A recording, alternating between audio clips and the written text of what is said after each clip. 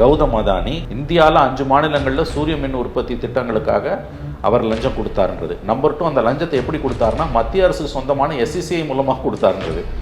Number 3 என்னன்னா, அந்த மாதிரியான லஞ்சத்தை கொடுக்கும் பொழுது அந்த உயர் அதிகாரிகளுடன் அரசியல்வாதிகளுடன் அவரே பேச்சுவார்த்தை நேரில் பேசினாருங்கிறதுக்கான எல்லா ஆதாரமும் இருக்கின்றோம். அதானிக்கு எதிராக இருக்கக்கூடிய பல குற்றச்சாட்டுகள் வந்தது போச்சு. இந்த தடவை வந்து எங்க போயிருக்குன்னா அரெஸ்ட் வாரண்ட் வரைக்கும் போயிருக்கு இல்லையா, எல்லாரும் மாற்றோம்.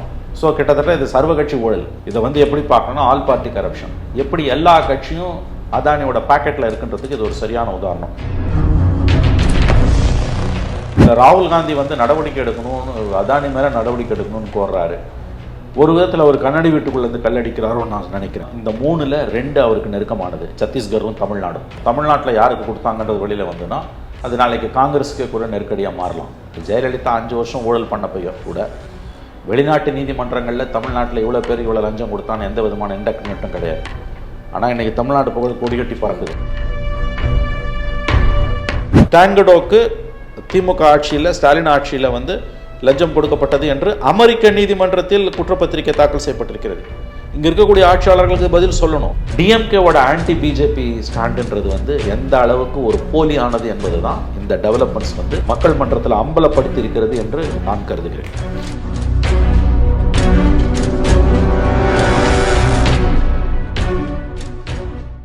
தமிழ் மணியர்களுக்கு வணக்கம். என்ற நேர்காணல் சிறப்பு வந்து மூத்த பத்திரிகையாளர் மணி அவர்கள். வணக்கம் சார். அதானி மீண்டும் சர்ச்சையில் சிக்கியிருக்கிறார். 200 மில்லியன் டாலர்கள் வந்து கையூட்டு கொடுத்ததாக அமெரிக்க நீதிமன்றம் இந்தியன் கரன்சியில் சொல்லுங்க 2000 கோடி மேல 2200 கோடி சுமார் 2000 கோடிக்கு மேலே வந்து கையூட்டு கொடுத்து கான்ட்ராக்டுகளை அரசுகளிடமிருந்து மாநில அரசுகள் வந்து கான்ட்ராக்ட் பெற்றதாக அமெரிக்க நீதிமன்றத்தால் குற்றம் சாட்டப்பட்டு அவருக்கு அரெஸ்ட் வாரண்ட் இஷ்யூ செய்யப்பட்டிருக்கிறது அப்படிங்கிறது தான் இன்றைய செய்தி. ராகுல் காந்தி ப்ரெஸ் மீட் கொடுத்துருக்காரு. ஊடகங்களில் அப்படியே வந்து பேர்னிங் ஆகிட்டு இருக்கு. ஸ்டாக் மார்க்கெட்டில் வந்து ஏகப்பட்ட விஷயங்கள் போய்கிட்டு இருக்கு. எப்படி பார்க்குறீங்க? ஆமாம், ரொம்ப சுருக்கமாக சொல்கிறதுனா வந்து அதானிக்கு சொந்தமான அதானி கிரீன் எனர்ஜி என்ற நிறுவனம் solar energy corporation of India என்ற மத்திய அரசுக்கு சொந்தமான நிறுவனத்தின் மூலமாக இந்தியாவில் 5 மாநிலங்களில் ஜம்மு காஷ்மீர், ஒடிசா, சத்தீஸ்கர், ஆந்திர பிரதேஷ், தமிழ்நாடு, இந்த 5 மாநிலங்களில் 2021 செகண்ட் ஹாஃப் ஆஃப் 21லேருந்து 23 மார்ச் வரைக்கும் இதில் வந்து 22 பிப்ரவரிக்கும் சொல்கிறாங்க. 6 months to 9 months. ஆமாம், 21லேருந்து 21 செகண்ட் ஹாஃப்லேருந்து 23 வரைக்கும் இந்த காலகட்டத்தில் இந்த 5 மாநிலங்களில் வந்து மின் உற்பத்தியை, சோலார் மின் உற்பத்தி, சூரிய மின் உற்பத்தியை செய்து சூரிய மின் உற்பத்தியை வந்து சூரிய மின்சாரத்தை வழங்குவதற்காக கான்ட்ராக்ட்ஸ் வாங்கியிருக்காங்க. இந்த கான்ட்ராக்ட்ஸை வாங்கிறதுக்காக இந்த 5 மாநிலங்களில் உள்ள உயர் அதிகாரிகளுக்கு, ஹை அஃபிஷியல்ஸ், அவங்க வந்து யூஸ்வலாக ஃபாரின் டேர்மில் வந்து சீனியர் கவர்மெண்ட் அஃபிஷியல்ஸ்னால் அது நம்ம ஊரில் கவர்மெண்ட் அஃபிஷியல்னால் IAS IPS ஆஃபீஸரை தான் மட்டும் சொல்லுவோம். ஆனால் அவங்க பாலிட்டிஷியன்ஸையும் வந்து அஃபிஷியல்ஸ் தான் சொல்லுவாங்க. So it's includes politicians also. $250 million Indian கரன்சியில் 2200 கோடிக்கு இந்த 5 மாநிலங்களில் உள்ள உயர் பதவிகளில் உள்ளவர்களுக்கு, அதிகாரிகள் மற்றும் அரசியல்வாதிகளுக்கு, ஏன்னா அந்த டேர்ம் கவர்மெண்ட் அஃபிஷியல்ஸ் வந்து பாலிட்டிஷியன்ஸையும் குறிக்கும், லஞ்சம் கொடுத்ததாக நீங்கள் சொன்னது போல் அமெரிக்க நீதிமன்றத்தில் வழக்கு தொடரப்பட்டிருக்கிறது. இதில் அமெரிக்கா உள்ள எப்படி வருதுன்னா, இந்த கான்ட்ராக்ட்ஸை வச்சு அமெரிக்காவில் வந்து பங்குச்சந்தையில் நிதி திரட்டுறதுக்கு அதானி நிறுவனம் போகுது. வால் ஸ்ட்ரீட்டில் அந்த பங்குச்சந்தையில் நிதி திரட்டுறதுக்கு by way of stocks, bond நிதி திரட்ட போகும்போது அங்கே அவர்கள் மேற்கொண்ட விசாரணையில் இவர்கள் அடுத்த 25 ஆண்டுகளுக்கு இந்தியாவில் வந்து $2 பில்லியன், அதாவது 16,000 கோடிக்கு மேலே, கிட்டத்தட்ட 17,000 கோடி வரைக்கும் வரும். அப் டு 17,000 crores வரைக்கும் கான்ட்ராக்ட்ஸ் அங்கே இருக்குது. அதனால் நீங்கள் முதலீடுகள் பண்ணுங்கள், பை வே ஆஃப் இன்வெஸ்ட்மெண்ட்டு தான் வந்து த்ரூ ஸ்டாக் மார்க்கெட், ரொம்ப எளிமையான புரிதலுக்கு இவங்க அங்கே போகிறாங்கன்னு போது அப்போ மேற்கொள்ளப்பட்ட விசாரணைகளில் அங்கே அமெரிக்காவில் இருக்கக்கூடிய அதானியோடைய நெருங்கிய உறவினர் சாகர் அதானி என்பவர் அமெரிக்க விசாரணை அமைப்புகளால் கைது செய்யப்படுகிறார். ரொம்ப அவர் வந்து மாற்றார், விசாரணை வளையத்துக்குள் கொண்டு வரப்படுகிறார். கைது இல்லை, விசாரணை வளையத்துக்குள் கொண்டு வரப்படுகிறார். அதில் என்ன சொல்கிறாங்கன்னா, அந்த ரிப்போர்ட்டில் வந்து அது அந்த வெளியில் வந்திருக்க அந்த செய்தித்தாள் இண்டிக்மெண்ட் ரிப்போர்ட், கோர்ட்டில் இருக்கக்கூடிய இண்டெக்ட்மெண்ட் ரிப்போர்ட், நீதிமன்றத்தில் அமெரிக்க அரசு தாக்கல் செய்த அந்த இண்டெக்ட்மெண்ட் ரிப்போர்ட், அதாவது குற்றப்பத்திரிகை ஈக்குவலான the alleged scheme involved direct engagement by Gautam Adani, who reportedly held personal meetings with Indian officials to advance the bribery plot.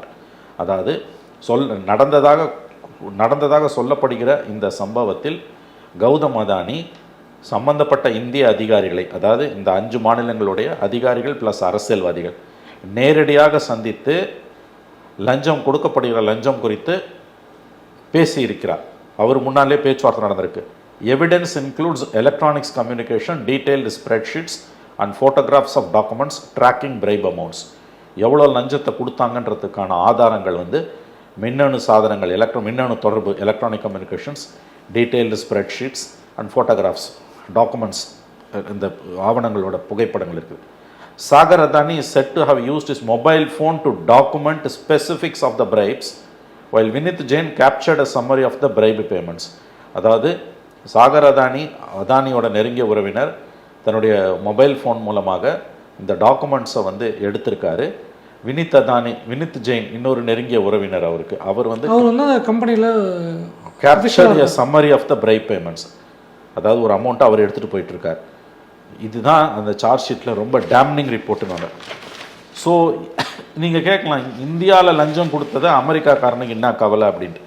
American சிஸ்டம்ஸில் இருக்கக்கூடிய பெரிய விஷயம் என்னென்னா, நீங்கள் வந்து இந்தியாவில் இருக்கக்கூடிய ஒரு நிறுவனம், இந்தியாவில் தொழில் பண்ணுறீங்க, நீங்கள் இந்தியாவில் மட்டுமே அந்த நிதி ஆதாரங்களை திரட்டினீங்கன்னா அவங்கக்கிட்ட வரமாட்டான், அவனுக்கு லோக்கல் ஸ்டாண்டே கிடையாது. ஆனால் அமெரிக்காவில் போய் ₹1 நீங்கள் ஒரே ₹1 அங்கே நிதி திரட்டினீங்கன்னா கூட உன் ஜாதகத்தையும் அவன் நோண்டி எடுத்துருவான். அப்படி தான் மாட்டியிருக்கானுங்க.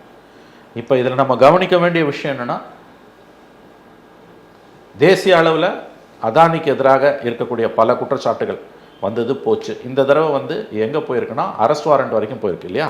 யூஎஸ் ஸ்பெஷல் யூஎஸ் கோர்ட்டில் வந்து அரெஸ்ட் வாரண்ட்டே வந்து வாங்கியிருக்காங்க. இது அடுத்தடுத்து எப்படி போகும்னு நமக்கு தெரியாது. இதில் புதுசாக ஒரு வியாகியானம் என்ன கொடுக்குறானுங்கன்னா, குற்றம் சாட்டப்பட்டவர் தான், குற்றவாளி அல்ல. அதை லீகல் ஜஸ்டிஸ் டிபார்ட்மெண்ட் வந்து அவங்க வந்து இந்தியன் கவர்மெண்ட்டே அதை சொல்லுது, குற்றம் சாட்டப்பட்டவர் நிரூபிக்கப்படும் வரையில் குற்றவாளி கிடையாதுன்னு ஒரு பிரமாதமான ஆர்குமெண்ட்டை கொடுக்குறாங்க. அமெரிக்கன் ஜஸ்டிஸ் டிபார்ட்மெண்ட்டு சொல்கிறதையும் கோட் பண்ணுறாங்க. ஆனால் இந்தியாவோட நம்பர் 1 தொழிலதிபர் வெளிநாட்டில் அவருக்கு அரெஸ்ட் வாரண்ட் போட்டிருக்கு. மோடியோட ரைட் ஹேண்டாக இருக்கவர். மோடி தான் அதானி தான் மொதானி. ஸோ மொதானின்னு தான் அவரை நம்ம சொல்லுவோம்.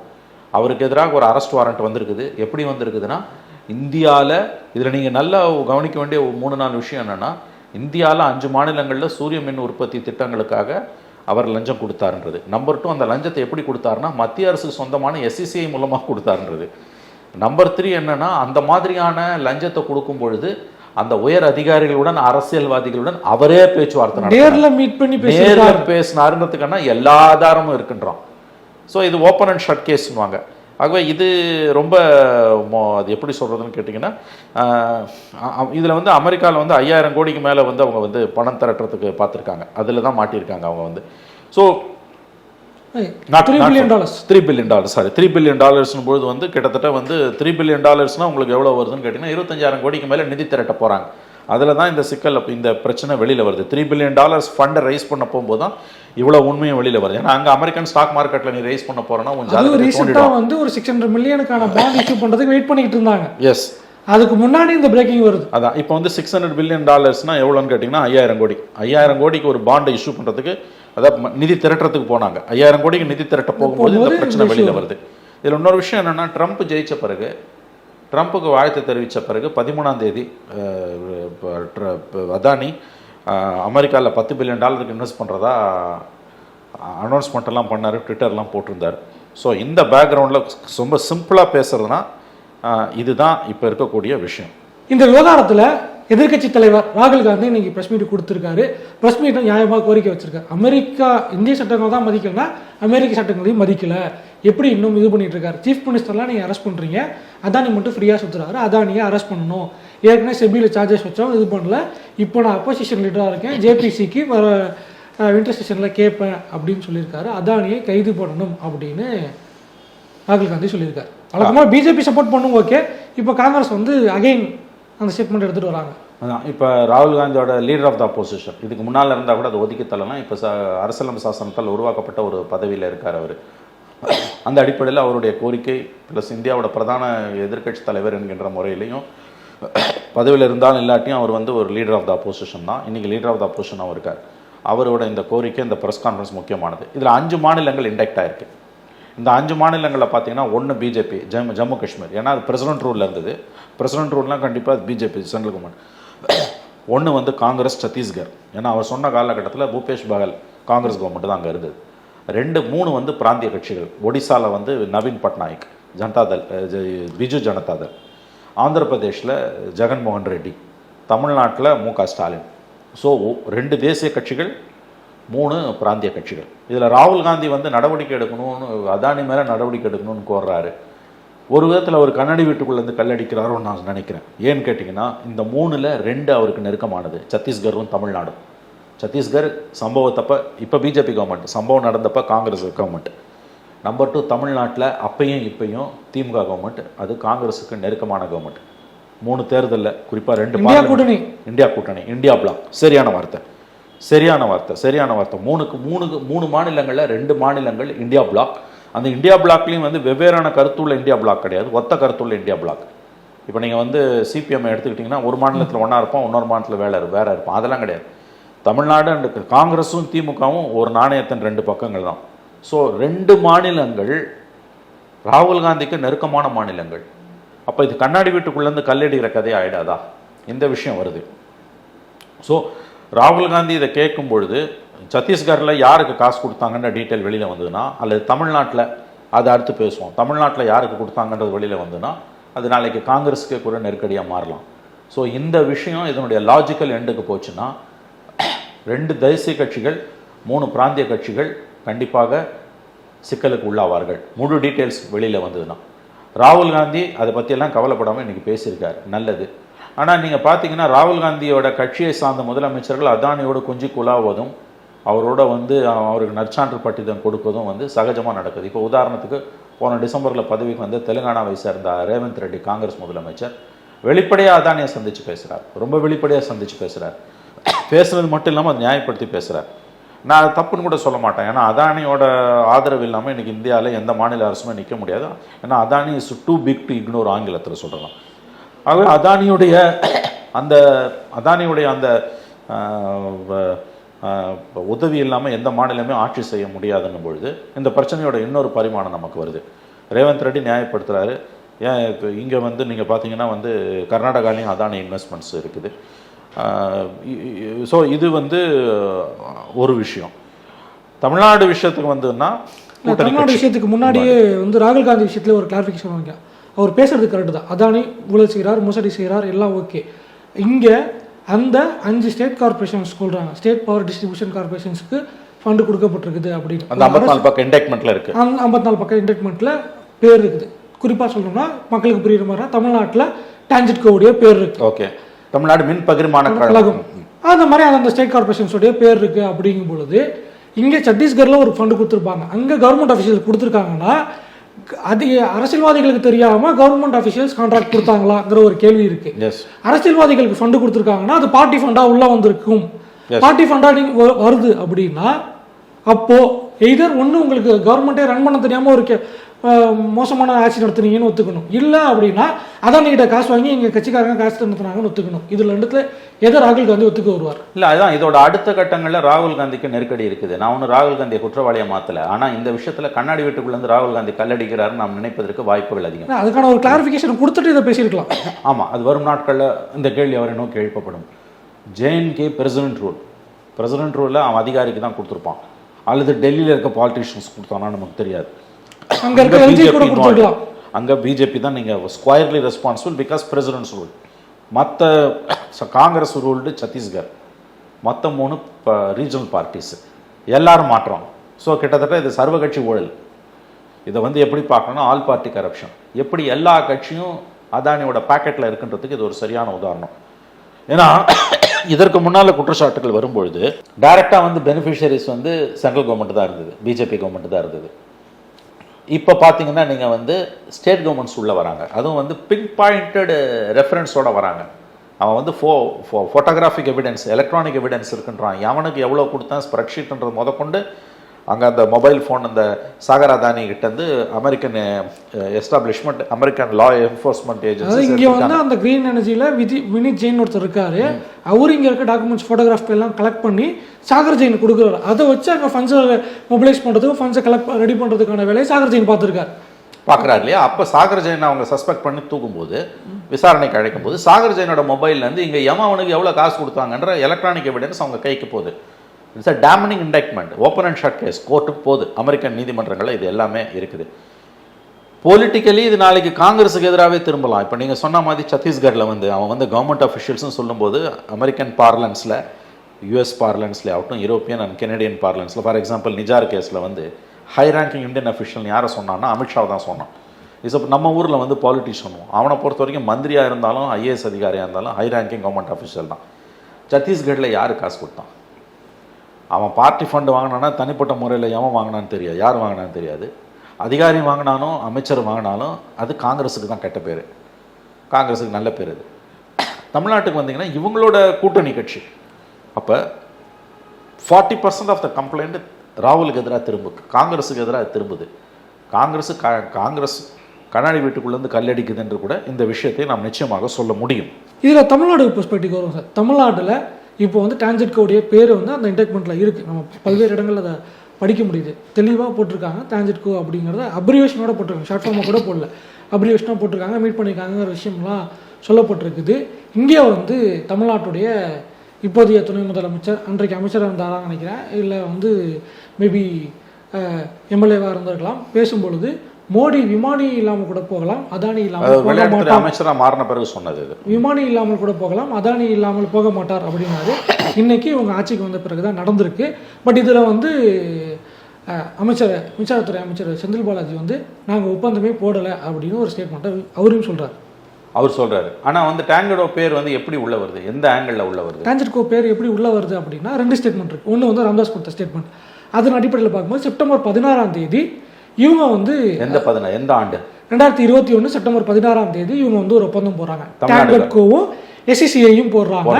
அதில் வந்து 1000 மெகாவாட்ஸுக்கான ஒரு ப்ரொக்யூர்மெண்ட் இருக்குது அப்படிங்கிற விஷயம் இருக்குது. அதை கோட் பண்ணி தான் வந்து ராம்தாஸ் கேட்குறாரு, இந்த மாதிரியான ஒரு விஷயம் இருக்குது அப்படின்னு. இந்த மே 12 2024 மே 12 ஒரு 500 மெகாவாட்டுக்காக அடுத்த 25 வருஷத்துக்காக இந்த மே 12 ஒரு ஒப்பந்தம் போடப்படுது. அதுவும் வந்து மீடியாஸ்ல அதானி வெர்சஸ் எஸ்சிசிஐ எஸ்சிசிஐக்கு ரிப்போர்ட் இவங்க ஒப்பந்தம் போடுறாங்க.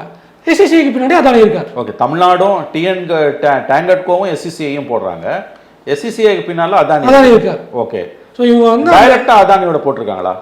இல்லை, டைரக்டா அதானி கூட போடலை அப்படிங்கிற விஷயம். ஆனால் தமிழ்நாடு கவர்மெண்டோட பேர் வந்து டான்ஜெட்கோ பேர் வந்து இந்த சார்ஜ் ஷீட்ல வருது. ஆமா, ஏன்னா நாங்கள் இப்படி தான் கொடுக்குறோம் அப்படின்னு அவங்க கொடுத்துருக்காங்க.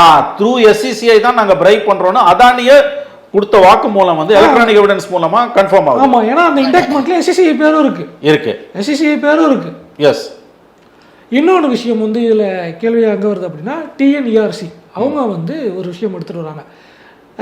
சோலார் பவரில் அதானி வந்து ஹைக் சார்ஜ் பண்ணுறாரு, ஆந்திராவில் 6 ரூபா கொடுக்குறாரு, இங்கே 7 ரூபா கொடுக்குறாருங்கிற கடந்த அதிமுக ஆட்சிகளில் குற்றச்சாட்டு இருக்கும் பொழுது இந்த கவர்மெண்ட்டில் டான்ஜெட்கோ வந்து ஏற்கனவே எங்களுக்கு நஷ்டமாகுது, மாற்றணும், ரிவைஸ் பண்ணணும், யூனிஃபார்ம் ரேட்லாம் கொண்டு வரணும் அப்படிங்கும்போது டிஎன்இஆர்சி வந்து அதெல்லாம் முடியாதுன்னு ஃபண்ட்ஸை கிளியர் பண்ண சொல்கிறாங்க. அதுக்கு பிறகு கோர்ட்டுக்கெல்லாம் போய் அதை செட் பண்ணி திருப்பி வந்து அதை வாங்க வேண்டிய ஒரு நிலைமையும் ஏற்படுது இந்த கவர்மெண்ட்டில். அதான் இப்போ நீங்கள் பார்த்தீங்கன்னா வந்து அதானிஸ் இன்ஃப்ளூயன்ஸ் இன் தமிழ்நாடு, ஜெயலலிதா வந்து 2014 வந்து சூரிய மின்சாரத்துக்காக ராம்நாட்டில் வந்து மிகப்பெரிய அளவில் பிளான்ட்டுக்கு ஒப்பந்தம்லாம் போட்டாங்க. அவங்க உடம்பு சரியில்லாமல் அந்த ஹாஸ்பிட்டலில் இதில் கன்விக்ஷன் ஆகிறதுக்கு முன்னால் கௌதம் அதானியோட பையன்லாம் இங்கே வந்திருந்தாங்க. அப்போ அதுலேருந்தே இந்த இன்ஃப்ளூயன்ஸ் ஸ்டார்ட் ஆகுது. ராம்நாட்டில் வந்து மிகப்பெரிய அளவில் வந்து சோலார் பேனல் இது பண்ணுறதுக்கு கிராமங்களில் எப்படி போய் வந்து அடிமாட்டு விலைக்கு லேண்டெல்லாம் வாங்கினாங்க, இவ்வளோ விஷயம் அதில் வருது. நத்தம் விஸ்வநாதன் அமைச்சராக இருக்கும்போது அதுலேருந்தே இது ஸ்டார்ட் ஆகுது.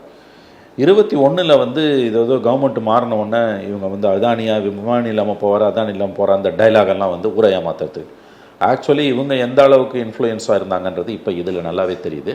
இன்னொன்று ராம்தாஸோட ஸ்டேட்மெண்ட்டை நீங்கள் சொல்லுங்களேன். 2100 கோடி லஞ்சம் கொடுத்துருக்காங்க அப்படின்னு சொல்லும்போது நியூயார்க் நீதிமன்றத்தில் இருக்குது. இதில் வந்து அந்த 54 பேஜ் இண்டக்ட்மெண்ட்டில் பேஜ் நம்பர் 20 and 21 தமிழ்நாடு மின்சார வாரியம் அதன் அதிகாரிகள் அது சம்மந்தப்பட்ட நிறுவனங்களை பற்றிலாம் மென்ஷன் பண்ணியிருக்கு. ஃபர்ஸ்ட் பேஜ் நம்பர் 20 21 ஓகே, அந்த 54 பேஜ் இண்டக்ட்மெண்ட்டில். ஓகே, அது போக 50th பேராகிராஃப் 50வது பத்தியில் ஜூலை 2021 முதல் பிப்ரவரி 2022 வரையிலான காலகட்டத்தில் இந்திய அதிகாரிகளுக்கு கையூட்டு வழங்குவதாக அளிக்கப்பட்ட வாக்குறுதியின் அடிப்படையில், அதாவது எஸ்சிசிஆர்சி வாக்குறுதி இவங்க எஸ்எஸ்சி கொடுத்துருக்காங்க, ஆர் எஸ்எஸ்சி கொடுத்துருக்காங்க. ஓகே, எய்தர் யார் கொடுத்தாங்கன்னு தாண்டி இந்த டைம் பீரியட்ல பிரைப்ஸ் கொடுத்துருக்கோம். கொடுக்கப்பட்ட அந்த அஷூரன்ஸின் அடிப்படையில் ஜம்மு காஷ்மீர், ஒடிசா, தமிழ்நாடு, சத்தீஸ்கர், ஆந்திரா ஆகிய மாநிலங்களின் மின் வாரியங்கள் இந்திய சூரிய ஒளி மின் உற்பத்தி கழகத்திடமிருந்து உற்பத்தியுடன் இணைந்த திட்டத்தின்படி சூரிய ஒளி மின்சாரம் வாங்குவதற்கான ஒப்பந்தங்களை பவர் சேல்ஸ் அக்ரிமெண்ட் PSA செய்து கொண்டிருக்கின்றன. பிரைப்ஸ் கொடுப்பதன் மூலமாக SEC வழியாக பவர் வாங்கிக்கிறோம் அப்படின்னு PSA போட்டிருக்காங்க. இவற்றில் ஆந்திர மின் வாரியத்திற்கு 7 கிகாவாட் சூரிய மின்சாரம் வழங்குவதற்கான ஒப்பந்தத்தை பெறுவதற்காக அம்மாநில மின்சார வாரிய அதிகாரிக்கு ரூபாய் 1750 கோடி கையூட்டு வழங்கப்பட்டதாக அதில் கூறப்பட்டுள்ளது. 54 பேஜ் டாக்குமெண்ட்ல. தமிழ்நாடு மின்சார வாரியத்தின் அதிகாரிகளுக்கு எவ்வளவு கையூட்டு கொடுக்கப்பட்டது என்ற விவரம் அதில் இல்லை என்றாலும் கூட தொடர்புடைய நிறுவனங்கள் பட்டியலில் தமிழ்நாடு மின்சாரத்தின் வாரியத்தின் பெயர் இடம்பெற்றுள்ளது. லஞ்சம் வாங்கினவங்க பேர்ல டேங்கடோவும் இருக்கு. எஸ், எவ்வளவு அமௌண்ட் இல்ல. அந்த கையூட்டு வழங்கப்பட்டதாக அந்த ஆவணத்தில் குறிப்பிட்ட காலகட்டத்தில், அதாவது 2021ஆம் ஆண்டு செப்டம்பர் 16ஆம் நாள் அதானி குழுமத்தால் உற்பத்தி செய்யப்படும் 1000 மெகாவாட் சூரிய ஒளி மின்சாரத்தை இந்திய சூரிய ஒளி மின் பகிர்மான கழகத்தின் வாயிலாக வாங்குவதற்கான ஒப்பந்தத்தில் தமிழ்நாடு மின்சார வாரியமும் இந்திய சூரிய மின்னொலி உற்பத்தி கழகமும் கையெழுத்திட்டுள்ளன. செப்டம்பர் 16, 2021 போட்டிருக்காங்க அப்படிங்கிற விஷயத்தை சொல்லி அந்த காப்பியும் அவர் ஃபோட்டோவும் போட்டிருக்காரு. ராம்தாஸோட ட்விட்டரில் இருக்கு, அஃபிஷியல் ட்விட்டரில் இருக்கு. ஸோ இப்போ நீங்கள் இதை எப்படி பார்க்கணுன்னா நந்தகுமார், ரொம்ப சுருக்கமாக நேயர்களுக்கு புரிகிற மாதிரி சொல்கிறதுனா, அதானி குழுமம் 2021 ஜூலைலேருந்து 2023 காலகட்டம் வரைக்கும் 5 மாநிலங்கள், மறுபடியும் சொல்கிறோம், ஜம்மு காஷ்மீர், ஒடிசா, சத்தீஸ்கர், ஆந்திர பிரதேஷ், தமிழ்நாடு, இந்த 5 மாநிலங்களுக்கு சூரிய மின்சாரத்தை கொடுப்பதற்காக மத்திய அரசுக்கு சொந்தமான solar energy corporation of India SCCI மூலமாக ஒப்பந்தம் செய்கிறது. இந்த ஒப்பந்தத்தில் வெளிவந்திருக்கிற உண்மை என்னவென்றால், இந்த 5 மாநிலங்களில் உள்ள உயர் அதிகாரிகள் மற்றும் அரசியல்வாதிகளுக்கு லஞ்சம் கொடுக்கப்பட்டிருக்கிறது. ஏன்னா நீங்கள் கேட்கலாம், கவர்மெண்ட் மூலமாக எப்படி கவர்மெண்ட் ஏஜென்ட்ஸ் மூலமாக லஞ்சம் கொடுக்கலாமான்னு. கொடுத்துருக்காங்கன்ற ஆதாரத்தை தான் அதானிக்கு நெருக்கமான உறவினர் மூலமாக அமெரிக்க அதிகாரிகள் கண்டுபிடித்திருக்கிறார்கள். இதில் ஆந்திர பிரதேஷில் எவ்வளோ 1000 சொச்சம் கோடி, 7 கிகாவாட்டுக்கு 1750 கோடி, 1750 கோடிக்கு லஞ்சம் கொடுக்கப்பட்டிருக்கு. டேங்கடோவோட ஒப்பந்தம் போட்டிருக்காங்க. இந்த லஞ்சம் கொடுக்கப்பட்ட நிறுவனங்களில் டேங்கடோவும் இருக்குன்னு அமெரிக்க நீதிமன்றத்தில் தாக்கல் செய்யப்பட்ட குற்றப்பத்திரிகை சொல்லுது. அமௌண்ட் இல்லை, பட் லஞ்சம் கொடுக்கப்பட்ட தகவல் சொல்லப்பட்டிருக்கு. இது ரொம்ப சீரியஸான ஒரு சார்ஜ். இதில் ராம்தாஸுடைய இன்னொரு கோரிக்கையும் இருக்குது.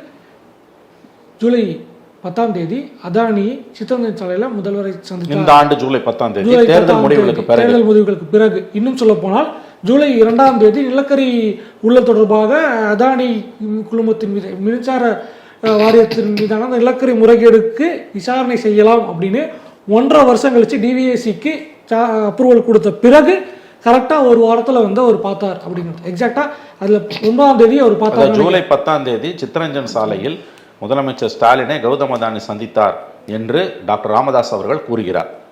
இன்னைக்கு அவருடைய அறிக்கையில் கூறுகிறார். அதோட நோக்கம் என்னன்னு கேட்குறார். இந்த செய்தி நீங்கள் முக்கியமாக கவனிக்கணும். இந்த செய்தியை தமிழ்நாட்டு ஊடகங்களில் நீங்கள் பார்த்தீங்கன்னா யாருமே வெளியில்லை. நான் சொல்கிறேன் எப்படின்னு கேட்டிங்கன்னா, நியூஸ் மினிட்டில் மட்டும் பெயர் போட்டு வந்தது. கௌதம் அதானியும் அவருடைய சன், அவங்க முக்கியஸ்தர்கள் சித்தரஞ்சன் சாலையில் முதலமைச்சர் ஸ்டாலினையும் மற்றவர்களையும் அதிகாரிகளை சந்தித்துட்டு போனார்கள். நியூஸ் மினிட்டில் மட்டும் ஆன்லைனில் வந்தது. அதுக்கு அடுத்த நாள் டைம்ஸ் ஆஃப் இந்தியாலையும் தினமலர்லையும் கௌதம் அதானி சென்னை சித்தரஞ்சன் சாலையில் உள்ள சில முக்கியஸ்தர்களை சந்தித்து விட்டார்னு சொன்னாங்க. முதலமைச்சரை சந்திச்சார்னு போடலை. அச்சா ஒன்று.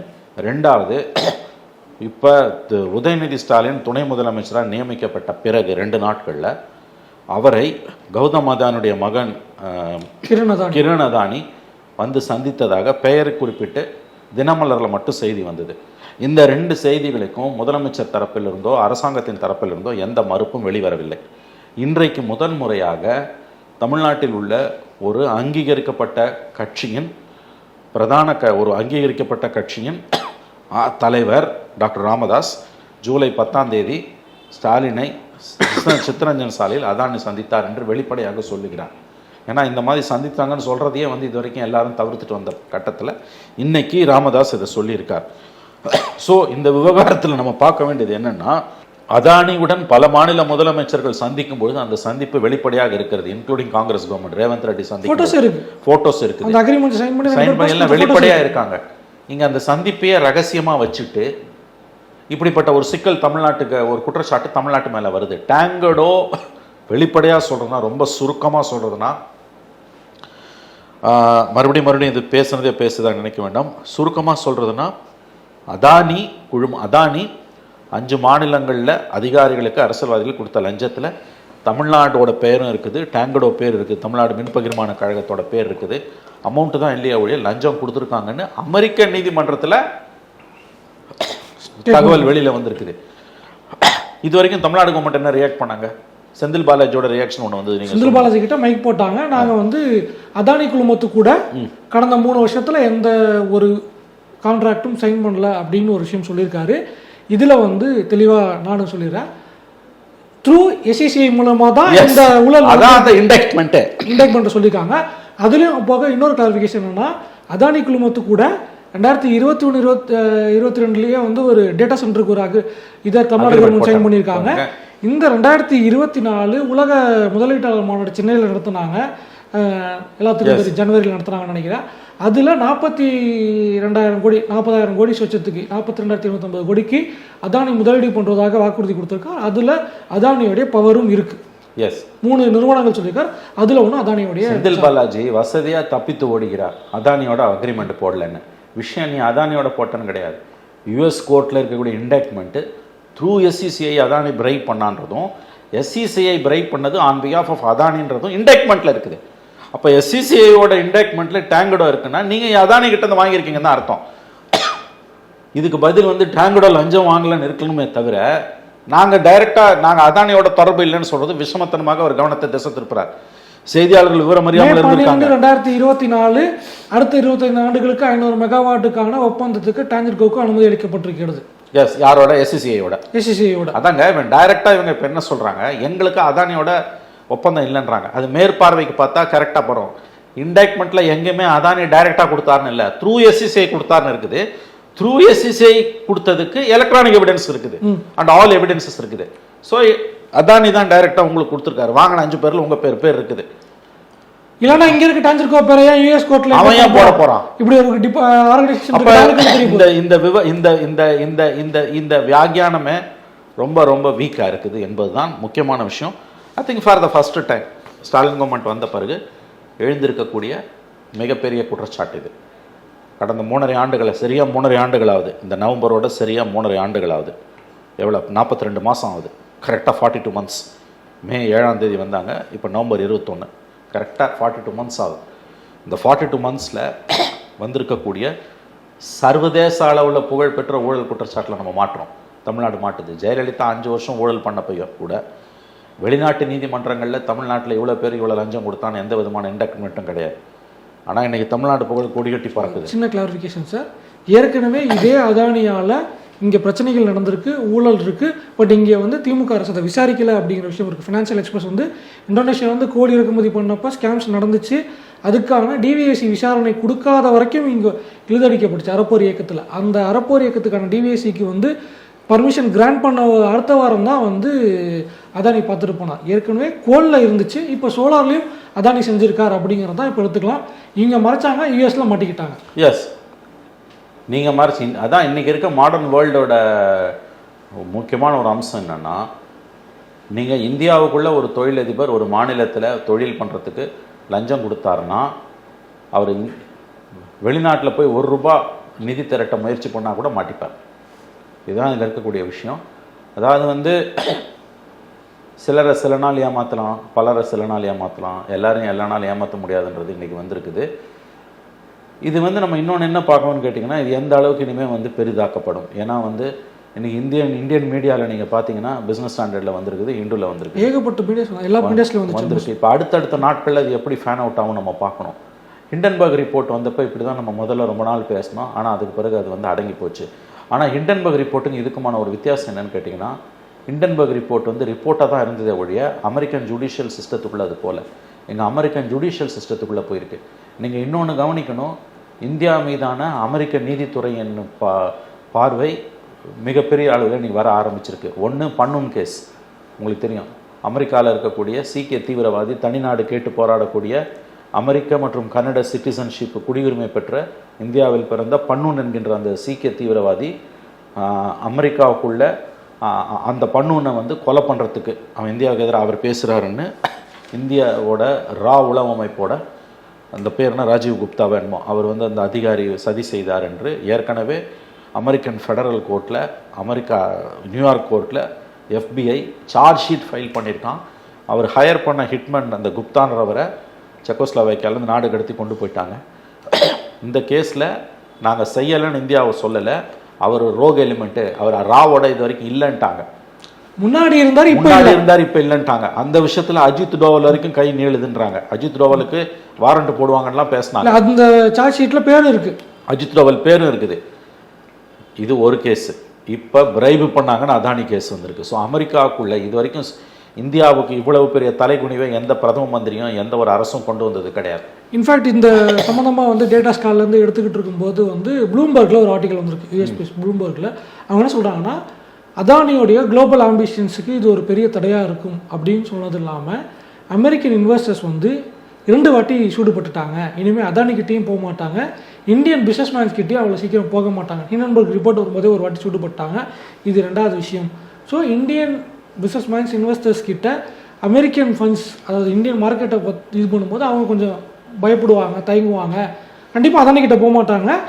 மீறி நடந்தாலும் இந்தியன் இன்வெஸ்டர்ஸ் கிட்ட அவங்க தயங்கக்கூடிய வாய்ப்புகள் இருக்குது அப்படிங்கிற விஷயத்த ரொம்ப முக்கியமான ரிப்போர்ட். ப்ளூம்பர்க் ரிப்போர்ட் ரொம்ப முக்கியமான ரிப்போர்ட். ஏன்னா அவங்க சூடுபட்டுட்டாங்க. இப்போ நீங்கள் பார்த்தீங்கன்னா மோடியோட 2.0 வந்த பெரிய விஷயம் என்னென்னா, இந்தியாவை கொள்ளடிச்ச பார்த்தது உலகம் பூராவையும் அலெக்சாண்டர் எப்படி உலகம் பூரா ஜெயிப்பான்னு ஆசைப்பட்டு கடைசியில் செத்து போகும்போது கை மண்ணளவு கூட இல்லைன்னு செத்து போனானோ, அதை பார்த்து கூட அடுத்தடுத்து வரக்கூடிய 1000 வருஷத்துக்கு மேலே அலெக்சாண்டர் செத்து போனானோ அதுக்கு பிறகு வரவங்களுக்கு யாருக்குமே புத்தி இல்லைன்றதுக்கு இன்றைக்கு இந்தியாவில் நடந்து கொண்டிருக்கக்கூடிய ஆட்சியாளர்களுடைய செயல்பாடுகள் சாட்சியங்களாக இருந்து கொண்டிருக்கின்றன. Global business ambitions of Adani இருக்கு இல்லையா, இந்தியாவை மட்டும் என் கொடையின் கீழே கொண்டு வந்தால் பத்தாது, இந்த ஒட்டுமொத்த உலகத்தையும் என் சாம்ராஜ்யத்து கீழே கொண்டு வரணுன்றது தான் இன்றைக்கி நடந்திருக்கக்கூடிய இந்த சம்பவங்களோட ஒரு வெளிவந்திருக்கக்கூடிய தகவல்களின் சாராம்சமாக நம்ம பார்க்கணும். இதில் நீங்கள் இன்னொரு ரொம்ப முக்கியமான விஷயம் பார்க்கணும். அதாவது இந்தியாவுக்குள்ளே ஒரு தொழிலதிபர் ரொம்ப வேகமாக வளர்ந்து வராருன்னா மற்ற தொழிலதிபர்கள் அவர் ஒரு அளவு கடந்து போகும்போது அவருக்கு எதிராக திரும்புவாங்க. இது இன்னைக்கு இந்தியாவுக்குள்ளே பொலிட்டிக்கல் லீடர்ஷிப் அதானிக்கு சாதகமாக இருக்கிறதால அது நடக்க முடியாமல் போச்சு. எல்லாரையும் அவங்க காலு கீழே உட்கார வச்சுட்டாங்க. ஆனால் சர்வதேச அளவில் குறிப்பாக அமெரிக்காவில் போய் கால் பதிக்க ஆரம்பிக்கும் போது இந்த உண்மைகள் வெளியில் வருது. இன்னும் அதானி பற்றின பல உண்மைகள் வெளியில் வரும். இது ஒன்று டிப் ஆஃப் ஐஸ்பர்க். இது வரைக்கும் ஹிண்டன்பர்க் ரிப்போர்ட் வரைக்கும் 23 ஜனவரியில் வந்த ஹிண்டன்பர்க் ரிப்போர்ட்லேருந்து பார்த்தீங்கன்னா இது அவங்க கோர்ட்டு படி ஏறல. இப்போ வந்து அதானியோட வண்டவாளம் கோர்ட்டில் படி ஏற ஆரம்பிச்சிருக்கு.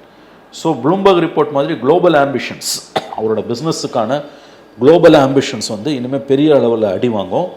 அரசியல் ரீதியாக மோடிக்குமே இது வந்து ஒரு சவாலில் தான் உருவாகும். இதில் நம்ம தமிழ்நாடை பொறுத்த வரைக்கும் பார்த்தீங்கன்னா நிச்சயமாக இது ரொம்ப இன்ட்ரெஸ்டிங்கான ஒரு விஷயம். திராவிட மாடல் அரசுக்கு வந்திருக்கக்கூடிய மிகப்பெரிய ஒரு குற்றச்சாட்டு இது. திராவிட மாடல் அரசோடைய மிகப்பெரிய குற்றச்சாட்டு டான்கடோக்கு திமுக ஆட்சியில், ஸ்டாலின் ஆட்சியில் வந்து லஞ்சம் கொடுக்கப்பட்டது என்று அமெரிக்க நீதிமன்றத்தில் குற்றப்பத்திரிகை தாக்கல் செய்யப்பட்டிருக்கிறது. இங்கே இருக்கக்கூடிய ஆட்சியாளர்களுக்கு பதில் சொல்லணும், கடந்து போக முடியாது. அந்த ஒரு இடத்துல தான் எனக்கு இன்னொரு சந்தேகம் வருது. இங்கே ஆட்சியாளருக்கு பதில் சொல்லணும், கேள்வி யார் கேட்பாங்கிற ஒரு கேள்வி, அந்த ஒரு விஷயம் இருக்குல்ல. ஏன்னா கொடுத்தவர் பாஜகவுக்கு வேண்டியவர், எதிர்த்து பேச வேண்டிய ஆட்கள் பாஜக. இத்தனை நாள் வரைக்கும் கையை பாஜக கிட்ட காமிச்சிக்கிட்டு இருந்தாங்க. இப்போ இவங்க பக்கமே வந்துருச்சு, பாஜக கேள்வி கேட்கணும். ஆனால் இன்னைக்கு மாறாக அதானிக்கு வக்காலத்து வாங்குறதே பாஜகவை தான் இருந்துகிட்டு இருக்கா. அப்படிங்கும்போது யாரும் கேள்வி கேட்க போகிறது இல்லை. இன்னொன்று காங்கிரஸ் கேட்குமா அப்படின்னா அவங்களுக்கும் பங்கு இருக்கு. மாநில கட்சிகள் ஒரு விஷயம் நல்லா புரிஞ்சுக்கோங்க. இந்த சம்பவத்தில் இன்னொரு முக்கியமான பொலிட்டிக்கல் ஆங்கிள் இருக்கு. அதானி யாருன்னு நமக்கு தெரியும், மோடி யாருன்னு தெரியும். தே கால் மொதானி.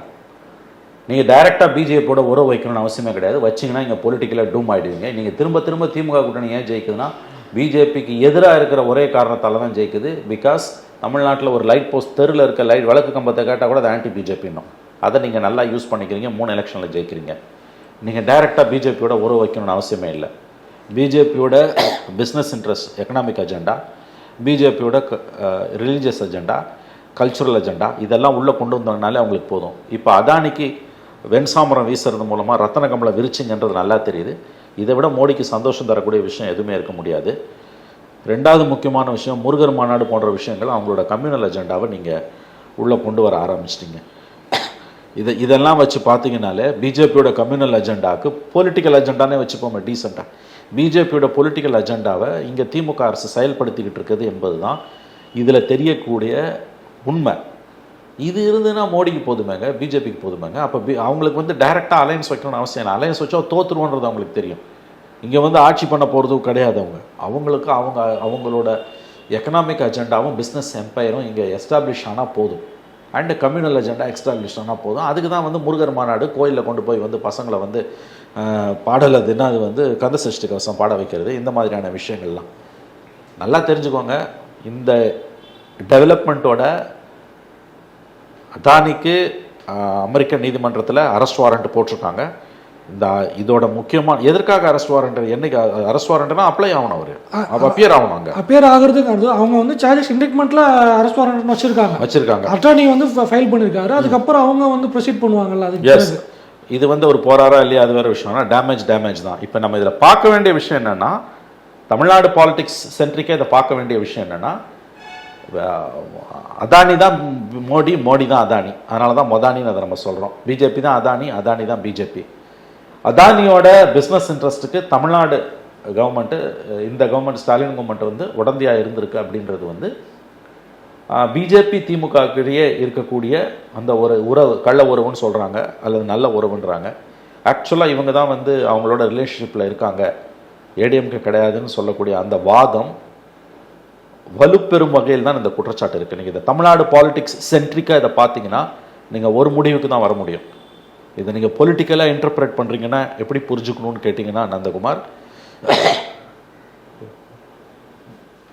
டிஎம்கேவோட ஆன்டி பிஜேபி பாலிடிக்ஸ்ன்றது வந்து இது வந்து ரொம்ப எப்படி சொல்கிறதுன்னு கேட்டிங்கன்னா ரொம்ப ஷாலோன்னு வாங்க, ரொம்ப வந்து ரொம்ப ஒரு தெளிவற்ற ஒரு மங்கலான ஒரு அடிப்படையில் உறுதிப்பாடு இல்லாத ஒரு ஷேடோ ஃபைட். அதாவது வந்து இது சரியான வார்த்தை என்னன்னா, பிஜேபிக்கு எதிரான திமுகவோட அரசியல் என்பது வந்து மிக வலுவான சித்தாந்த பின்புலம் கொண்டதோ அல்லது தமிழ்நாட்டின் பொருளாதார நலன்கள் கொண்டதோ கிடையவே கிடையாது. இது இங்கே இருக்கக்கூடிய பொலிட்டிக்கல் எக்ஸிஜென்சிஸ், இங்கே இருக்கக்கூடிய அரசியல் நெருக்கடிகளுக்காக இவர்கள் செஞ்சுக்கிட்டு இருக்காங்க. ஏன்னா இவங்க ஜெயிக்கிறதுக்கு ஆன்டி பிஜேபி ஸ்டாண்ட் எடுத்தவங்க. ஏன் எடப்பாடி வந்து பிஜேபியை கட்டி விட்டுட்டு போகிறாரு, முஸ்லீம் ஓட்டு போயிடுது, பார்லிமெண்ட்டில் தோத்தாலும் பரவாயில்ல, அசம்பிளியில் நான் ஜெயிக்கிறதுக்கு ஆன்டி பிஜேபின்றத முத்திரை தான் மேலே வரணுன்றதுக்காக, மக்களுக்கு நம்பிக்கை வரதுக்காக அவர் போகிறார். இங்கே அதுதான் ஃபண்டமெண்டல் இஷ்யூ பாலிடிக்ஸில். ஸோ இது வந்து பிஜேபி டிஎம்கேவோட ஆன்டி பிஜேபி கிரெடென்ஷியல்ஸையே அடிப்படையில் மிகப்பெரிய கேள்விக்குறியாக இருக்குது. பொலிட்டிக்கலாக இதை நீங்கள் அப்படி தான் இன்டர்பிரட் பண்ணணும். நீங்கள் அதானி கிட்ட வந்து த்ரூ எஸ்சிசிஐ லஞ்சம் வாங்கிட்டு பிஸ்னஸ் பண்ணுறீங்கன்னா இது வெறும் பிஸ்னஸ் லஞ்சம் மட்டும் கிடையாது, அங்கே நீங்கள் பொலிட்டிக்கலாகவும் காம்ப்ரமைஸ் ஆகுறீங்க. ஸோ இந்த இண்டக்ட்மெண்ட்டோட முக்கியமான அம்சம் என்னென்னா, டிஎம்கேவோட ஆன்டி பிஜேபி ஸ்டாண்டுன்றது வந்து எந்த அளவுக்கு ஒரு போலியானது என்பது தான் இந்த டெவலப்மெண்ட்ஸ் வந்து மக்கள் மன்றத்தில் அம்பலப்படுத்தி இருக்கிறது என்று நான் கருதுகிறேன். ஸோ இப்போ நம்ம இவ்வளோ நேரம் பேசும்போதே வந்து நீங்களே சொன்னீங்க, டிஎம்கேக்கு எதிராக இவ்வளோ பெரிய ஒரு விஷயம் நடந்திருக்கு, கான்கிரீட் எவிடன்ஸ், அதுவும் இங்கெல்லாம் யூஎஸ் கோர்ட் வரைக்கும் போயிருக்கு. பட் இதை எக்ஸ்ப்ளாய்ட் பண்ணி இதை யூஸ் பண்ணுறதுக்கு இங்கே பார்ட்டிஸ் இருக்கா? ஏன்னா பிஜேபி ஆப்வியஸாக அதானிக்கு சப்போர்ட் பண்ணி ஆகணும், காங்கிரஸ் மாட்டியிருக்காங்க, திமுக கூட்டணி கட்சிகள் திமுக விட்டு கொடுக்க போகிற வாய்ப்பு இல்லை. அப்படிங்கும்போது பேச வேண்டிய ஆட்கள் அல்லது இதை யூஸ் பண்ணிக்கக்கூடிய ஆட்கள் இங்கே இருக்கிறாங்களா? இதே திமுகவுக்கு எதிராக திரும்புறதுக்கு வாய்ப்பு இருக்கா? அதாவதுங்க, இது வந்து ரொம்ப லட்டு மாதிரி இஷ்யூங்க. நான் சொல்கிறேங்க, அதாவது வந்து கையில் லட்டு மாதிரி தூக்கி கொடுத்துருக்காங்க. அதாவது காலம் கொடுத்த வரப்பிரசாதம் தான் எதிர்கட்சிகளுக்கு. பட் அன்ஃபார்ச்சுனேட்லி இதை யூஸ் பண்ணுற அளவுக்கு எதிர்கட்சிகள் இங்கே பலமாக இருக்கான்னா பதில் இல்லைன்னு தான் வரும். இப்போ இதே விஷயம் நந்தகுமார், நல்லா ஞாபகம் வச்சுக்கோங்க நந்தகுமார், இதே விஷயம் ஏடிஎம்கே பீரியடில் நடந்திருந்து இதே இடத்துல ஏடிஎம்கே இருந்திருந்ததுன்னா திமுக இந்த ஒரு இஷ்யூவை வச்சு 26ல் அதிமுகவை வீழ்த்திடும். இந்த ஒரு இஷ்யூவை வச்சு திமுக வீழ்த்திருக்கும். ஏன்னா திமுக ஒரு மிக வலுவான எதிர்கட்சி. இஷ்யூஸ் அவங்கள மாதிரி வந்து லட்டு மாதிரி யாராலுமே யூஸ் பண்ண முடியாது. நீங்கள் சாதாரணமாக ஒரு ஸ்பூனில் கொடுத்தீங்கன்னா அதை தங்க தம்பாளத்துக்கு அவங்க மாற்றிப்பாங்க. ஏடிஎம்கே கிட்ட தங்க தாம்பாளத்தில் வச்சு கொடுத்தா கூட எடுத்து வாயில் ஊட்டி விடணும். அப்போ கூட அவங்க வாயை திறக்க மாட்டாங்க. நீங்கள் வாயை திறந்து உள்ளே அமுக்கணும், முடிஞ்சால் பல்ல கூட பிடிச்சி நீங்கள் ஆட்டணும், அப்போ தான் கடிப்பாங்க. ஆனால் கடைசியில் உள்ளே போகிறது அவங்க நினச்சா தான் போகும். இதுதான் அதிமுகவோட தலையெழுத்து. இந்த ஒரு இஷ்யூ நிச்சயமாக நான் சொல்கிறேன், 2026 தமிழ்நாட்டில் மிகப்பெரிய தேர்தல் இஷ்யூவாக மாறுவதற்கான பொட்டன்ஷியல் உள்ள இஷ்யூ. திமுக அரசுக்கு எதிராக 26 தேர்தலில் ஒரு வலுவான ஒரு இஷ்யூவாக, ஒரு பிரச்சனையாக மாறக்கூடிய தன்மை கொண்டது தான் இந்த இஷ்யூ. ஏன்னா அமெரிக்க நீதிமன்றத்தில் டேங்கடுக்கோ யார் தமிழ்நாடு அரசு நிறுவனத்துக்கு எதிராக அதானி லஞ்சம் கொடுத்துருக்காரு அப்படின்னு அமெரிக்கன் ப்ராசிக்யூட்டர்ஸ் குற்றப்பத்திரிக்கை தாக்கல் பண்ணியிருக்காங்க. இது எவ்வளோ வலுவான ஒரு இஷ்யூ. இது 26 இன்னும் 16 இப்போ இருந்தே தேர்தல் பணியை தொடங்குன்னு முதலமைச்சர் சொல்லிட்டாரு. இன்னைக்கும் வந்துருச்சு. எடப்பாடி பண்ணணும் இதை. ஏடிஎம்கே இந்த இஷ்யூ லட்டு மாதிரி கையில் எடுக்கணும். ஆனால் கையில் கொடுத்துருக்கு. இயற்கையாக பார்த்து ஒரு லட்டு மாதிரி இஷ்யூ எதிர்கட்சிகள் கையில் வந்திருக்குது. திமுக கூட்டணி கட்சிகள் நிலை வித்வான்கள் அதை தொடமாட்டாங்க.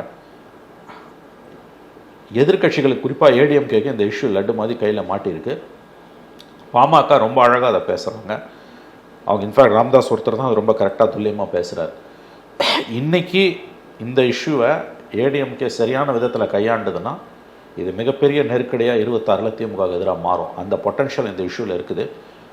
பட் அவங்க யூஸ் பண்ணுவாங்களா எதிர்கட்சிகள்னு கேட்டிங்கன்னா அது ஆண்டவனுக்கு வெளிச்சம். ஓகே சார், பொறுத்திருந்து பார்ப்போம் இது எந்த மாதிரி ஃபர்தராக ப்ரொசீட் ஆகுது அப்படிங்கிறத. காங்கிரஸும் பதில் சொல்ல வேண்டிய இடத்துல இருக்காங்க, திமுக என்ன சொல்ல போகிறாங்க அப்படிங்கிற விஷயங்கள் இருக்குது. இந்த கேஸும் அடுத்த இயர்ஸில் இந்த மாதிரி போக போகுது அப்படிங்கிற ஃபியூச்சர் கோர்ஸ் ஆஃப் ஆக்ஷனும் இருந்துக்கிட்டு இருக்குது. ஸோ அடுத்தடுத்த அப்டேட்ஸில் நம்ம பேசுவோம். இதுவரை எங்களோட இணைந்து கருத்துக்களை பகிர்ந்தமைக்கு நன்றி.